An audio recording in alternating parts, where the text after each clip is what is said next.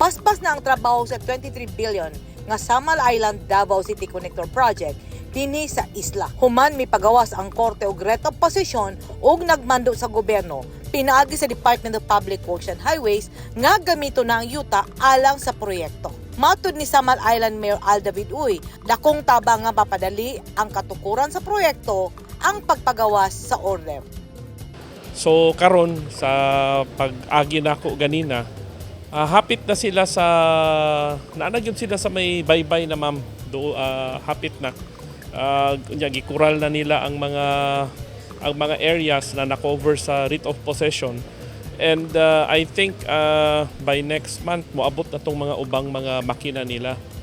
So nalipay mi na karon dali na, and I think murag diri sa Samal lang naguna, no, diri paspas ang trabaho.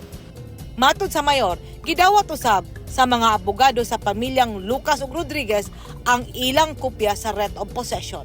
Sa info na nadawat nako, gi-receive sa ilahang lawyers. And wala namang may nakita na resistance kay kung makita ninyo ron, mas agian ninyo sa ground, padayon ang trabaho sa mga trabahante dito. Mas mupaspas pa ang trabaho kung mangabot na ang mga ekipo sa isla nga gilauman nga moabot na sunod semana.